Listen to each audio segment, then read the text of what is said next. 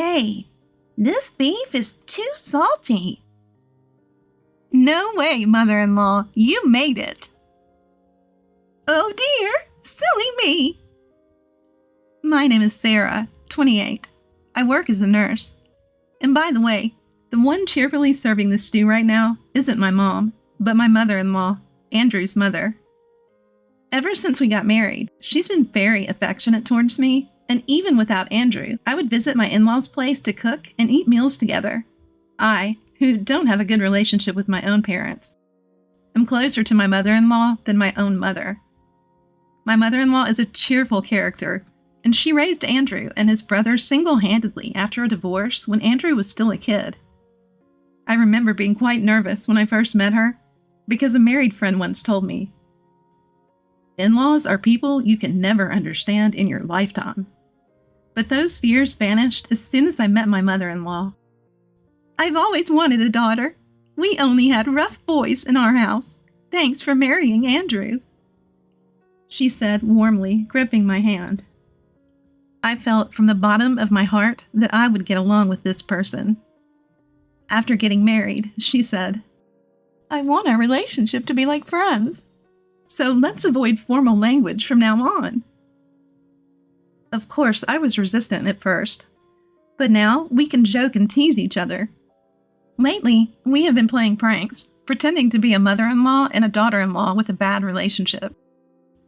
People are often surprised to learn that we are in-laws. I still use polite language when there are many people gathered, such as for rituals. "So, Andrew is working again today?" "Yeah, it's shift work, so I thought there would be almost no overtime, but he seems to be busy because of a shortage of staff."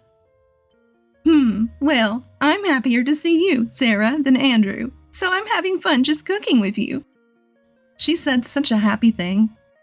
While we were chatting, my cell phone rang. Well, speak of the devil, hello.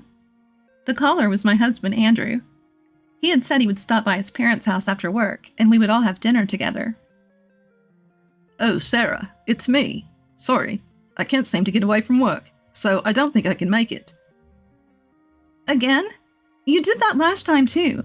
Your mother has been waiting and cooking for you." "Well, it's work, so I can't help it. And she's happier to see you than me, so I'll ask you to take care of her." With that, he hung up the phone, unilaterally. It's been like this lately. Mother-in-law, Andrew just told me that he can't make it again today. Oh, really? He completely neglects his family, just like my divorced ex. As we were fussing over it, a voice came. "Could you keep it down? I can hear you outside." The one who spoke was Andrew's younger brother, whom we'll call Tom. Tom, who's still single, lives with his mother in their family home. "Oh, sorry. Welcome home, Tom." I greet him, but he always just nods his head and heads straight to his room. He's such a cool guy, as usual. My mother-in-law often worries whether he's got someone special or not. Andrew and Tom may look alike, but unlike my sociable husband, Tom is rather quiet. Their brotherly relationship is neither too good nor too bad. I often hear about many people who are troubled by their difficult relationships with their in-laws, but I never had such worries. Sure, there were some concerns, but I was living a pretty happy life. Little did I know that I was about to get caught up in something. It was one day while I was at work. That day was the hottest day of the year. Typically on such days, we get a lot of heat stroke victims incoming. Seeing the patient who was brought in, I was shocked. It's my mother-in-law. The one accompanying my unconscious mother-in-law was Tom, and it seems she had collapsed in the yard when he got home. Gardening is a hobby of my mother-in-law's, and the yard is always filled with plants. The types of plants change with the seasons, and on nice days, one of her pleasures is to go out in the yard and have some tea. "She was so absorbed in gardening, and it seems that she just collapsed from heat stroke." Tom looked worriedly at his mother. "Please help my mom, I beg you." Seeing Tom's tearful face, I realized just how much he cherished his mother. As I told him that everything would be okay, I asked him, "Have you told Andrew about this?" Tom responded, I tried calling him several times, but he never answers. Is Andrew working today? Andrew should be off today. When I left for work, he was still sound asleep. No, he's off today. He might still be asleep. I'll contact him. Tom, could you handle mother-in-law's hospital admission procedures? Of course. Thank you very much. Fortunately, my mother-in-law just had mild dehydration. After some intravenous fluids, she regained consciousness and was even able to hold a conversation. Despite assuring us she was fine, she ended up being hospitalized for a few days for further examination. I guess I pushed myself too hard and suddenly felt weak. I'm sorry for worrying you. Thanks, Tom. As she said this to Tom, he replied as always, Not a big deal. Keeping his cool demeanor. At this point, I finally remembered to call Andrew. After trying several times without response, a groggy voice on the other end of the line finally answered. Hello? Ah, Andrew, you finally answered. How long are you planning on sleeping? In response to me, Andrew replied lazily, Actually, I've been up and out for a while now. You know I haven't seen Mom in a while, right? Thought I should do something nice for her, so I took her out to a fancy restaurant. Hearing Andrew speak such blatant lies, I realized the truth. I see. She must be happy. Yeah, she seemed really happy. She's so attached. It's almost troublesome. Anyway, because of that. As he was about to hang up, I said, Wait, there's something I wanted to ask mother-in-law. Could you put her on the line? Seeing how he seemed to panic at my request, he managed to croak out, No, she just went to the bathroom. I'll just pass on the message. That's okay. I'll just ask her myself the next time I see her. Are you coming home early today? Sorry, but I have to work after this. Tom tried calling me earlier too, but I figured it wasn't anything urgent, so I just ignored it. He said as he laughed before abruptly ending the call. I had suspected it for a while, but it became clear that Andrew was having an affair. And it seemed like he was deeply infatuated with his mistress. I could almost imagine flowers blossoming in his mind. I wonder which field of flowers he's lost in. I won't let him get away with this. He better be ready. From that day on, I began plotting my revenge. The day I was certain of Andrew's betrayal, I packed my belongings and left our home. I left my wedding ring and a note that simply read, Be ready, on the desk. I rented a hotel room near my workplace and started commuting from there. I've always been one to have little material desire. I had a few possessions, and being a nurse, my salary was pretty decent. On my days off, I would often visit my in-laws, so I didn't spend much money. Ever since I got married, I haven't been able to save much for certain reasons. Though the idea of my money dwindling did worry me, I was planning on having Andrew pay back what was lost. Andrew got in touch with me the day after I left the house, which means he must have gotten home in the morning. He clearly doesn't take me seriously. I got multiple calls, but I ignored them all. When he realized I wasn't going to pick up, he started bombarding me with messages. At first, they read like, Sarah, you must have misunderstood something. I'm worried. Please come home. It was my fault. But over time, they became more aggressive. Hey, respond to me. If you want a divorce, go ahead. You're the one who mentioned divorce, so I expect alimony. And then he would apologize again.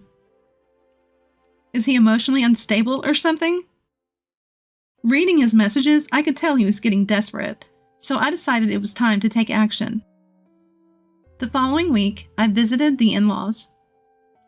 Since that day, my mother-in-law had her tests, but no issues were found, so she was discharged as planned. That day, we had all gathered to celebrate her discharge. Thank you, Sarah, for organizing this wonderful gathering. I bought your favorite cake from the bakery you love, so let's eat it together later. When I told her that, she smiled joyfully. So, how are things with that matter? Mother-in-law asked so, All the preparations are complete. I can't wait. When I said that, I grinned. As I was having a pleasant dinner with my mother-in-law, the doorbell rang. Seeing the person on the intercom screen, her face turned serious instantly. Seeing her reaction, I immediately knew who it was. "Come in." When my mother-in-law said so coldly, the front door opened and the person I'd been waiting for that day entered. "Long time no see." It was Andrew, whom I had invited, insisting he come because we needed to talk. Of course, I had already told my mother-in-law everything. Upon hearing about Andrew's infidelity from me, she was furious. But when I said that I'd like her to wait a bit, given that this is a marital issue, she just apologized over and over about her son. Seeing her like this made me feel guilty instead. "Sarah, why didn't you contact me? I've been worried all this time." It's fine. It's fine. Cut the drama. I think you know. But divorce is the only option. Of course, I'll be taking alimony. Once the topic of money came up, my so far mature husband reacted. "What? Why do I have to pay the alimony? Sarah should be the one to pay. Enough about money, money, money." I wondered if his head was all right, but I thought I shouldn't get emotional to keep the conversation going. I calmly replied, "Well, you see, you're the one who cheated.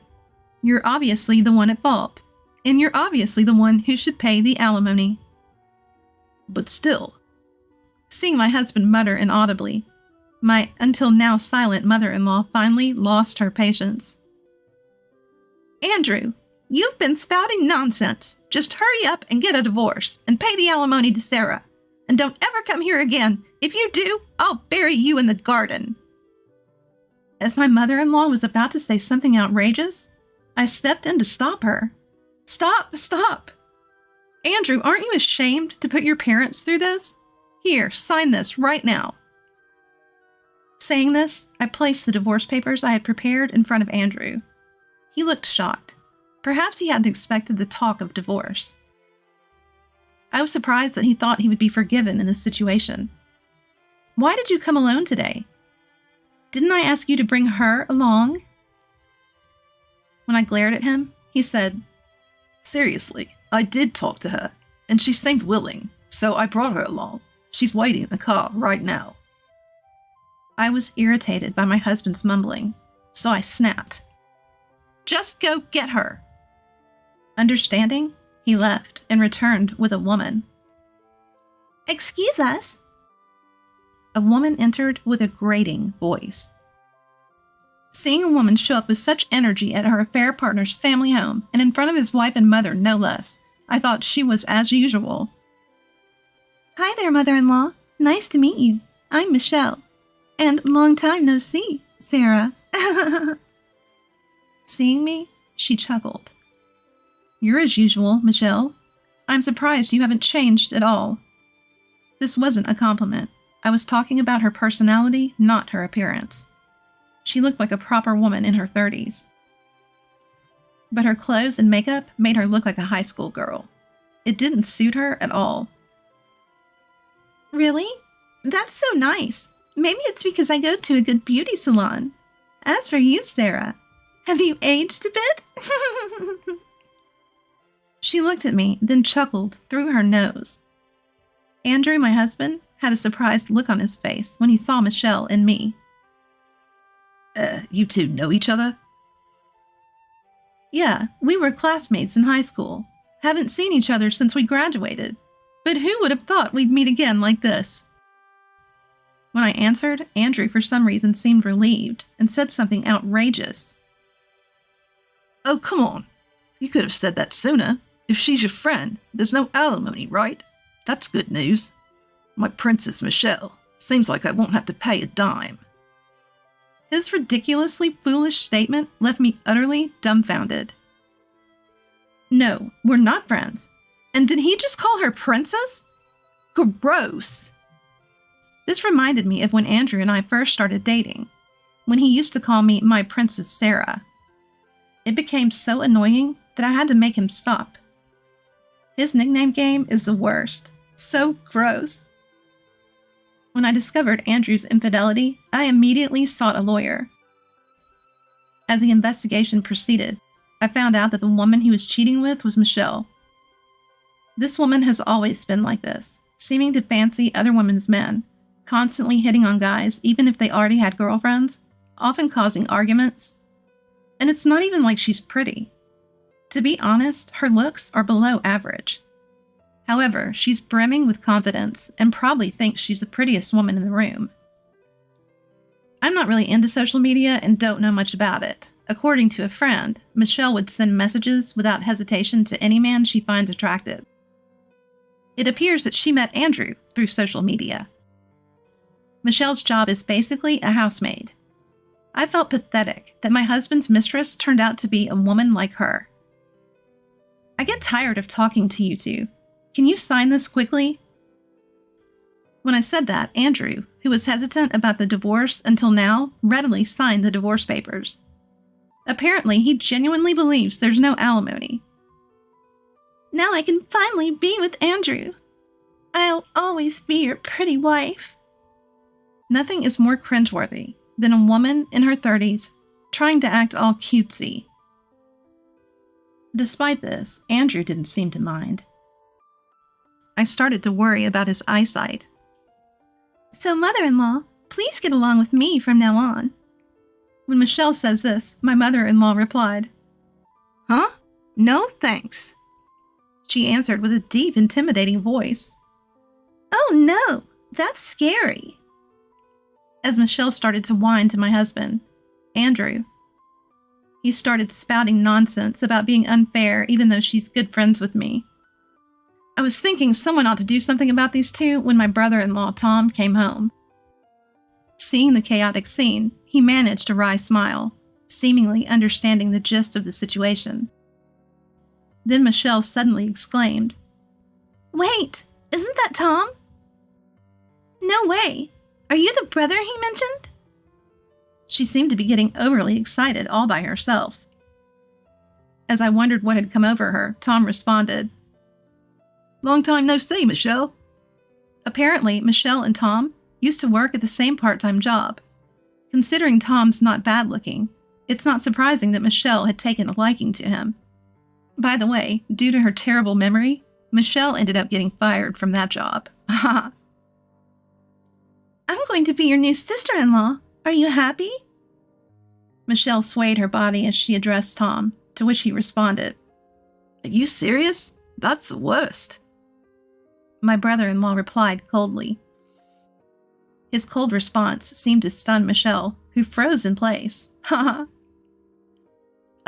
this was sent to me by a friend. That's you, right?" Tom then showed us a certain website. It was one of those unpleasant sites where people laugh at other people's social media posts. One person was frequently the butt of jokes on this site, with comments like, "Michelle is exhausting today, too," and "At this point, it's just a joke." Furthermore, Tom showed us one of Michelle's social media accounts. The photos were mostly selfies, making it obvious that they were of Michelle. Looking at Michelle out of the corner of my eye, thinking that this would surely upset her, she said, "It's hard being popular. These are mostly just women being jealous. Oh well, whatever." Although she responded in that manner, it was clear she was less energetic than before. Even she seemed to have been hurt by this. Just because it's the internet doesn't mean you can write whatever you want. I couldn't help but feel a bit of sympathy for her in this case. "Well, it doesn't matter. From now on, Andrew and I are going to live a glamorous life." Hearing those words, I couldn't help but burst into laughter. A glamorous life? No way! "Could you stop acting tough because your husband got taken? It must be tough to lose a doctor husband, huh?" At Michelle's words, we all burst into laughter. Wait, when did Andrew become a doctor? Congratulations! I was laughing so hard that Michelle looked utterly bewildered. Apparently my husband had posted a picture of the hospital where I work on social media, along with the words, "Another hardworking day." I remember he used to come pick me up after work. The post was meant for me. But she somehow misinterpreted it as Andrew's workplace. The equation of hospital equals doctor made me burst into laughter due to its simplistic nature. But Andrew was always generous with money, and even took me to a fancy restaurant the other day. He also paid for my spa appointments. As Michelle continued, it was clear she was starting to panic. I didn't think my husband had much money, which was puzzling. When I asked him about the source of the money, he let out an astonishing revelation. I used Sarah's credit card. Even if we're family, using a credit card in someone else's name is illegal. But my main card is still in my wallet. I used it to pay for a hotel just the other day. So whose card did he use? As I was wondering this, he returned the card. Well, what's done is done. Besides, we're still married. Look, this is a family card. It's your card. He must have forgotten, but we got this family card when we got married because there was a campaign to increase points. I have my own card, so I've never used it. Therefore, of course, the payment this time was from his account. You still have your severance pay from your previous job, right? You'll figure it out. As I said this with a smile, his face turned pale. He used to work for a fairly decent company. His diligent work was valued, and he even became a team leader. However, after being married for a while, he suddenly quit his job. He claimed the reason was me. As a nurse, I often worked night shifts and sometimes earned more than him. This apparently hurt his pride, and he started saying things like, If Sarah's making money, I don't have to work, right? But I didn't mind that at all. My husband Andrew did help out with the chores around the house, which was beneficial. However, it was indeed tough having to bear the cost of living all by myself. Almost all my salary went towards living expenses, and I had no room to save. Andrew always made up some excuse to avoid visiting my in-laws' house, probably because he didn't want my mother-in-law nagging about this issue. I was naive to think that he would someday find a steady job. Desiring some pocket money, Andrew announced, I got a job. He started working part-time at a convenience store near the train station and has been promoted to team leader. Listening to my story, Michelle muttered, Convenience store? Team leader?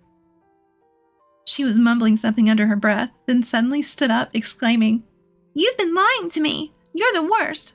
I'm going to sue you! I'm leaving! She ran off like a scared rabbit. Watching her retreating figure, I thought to myself, It's you who's going to get sued, sorry to say. I muttered so in my mind. After the storm passed, the room was eerily silent. Breaking the silence was, Well, that's how it is. Sarah, let's get along from now on. It was my silly husband Andrew. I was dumbfounded at his stupidity.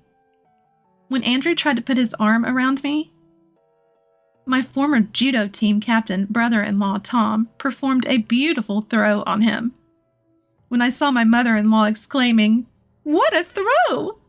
I had to stifle my laughter. Andrew apparently had some judo experience, but he looked quite foolish, taken by surprise. As for what happened after, I quickly filed for divorce. Andrew paid me alimony from a term deposit that had matured before we got married. He showed up at my workplace once after the divorce in a pitiful manner, but after I threatened to call the police if he showed up again, he never did. I thought about claiming damages from Michelle as well, but honestly, I didn't want to deal with her anymore. I didn't need to do anything. I knew she would face hardship in the future. During a consultation with a lawyer, I learned something about Michelle. About the woman your husband cheated with, we've received consultations from other people as well, and I believe she will definitely be punished. Apparently, Michelle was involved with many people, not just my husband, and there were over 10 victims, including people whose marriages had been ruined or who had lent her money and been run out on.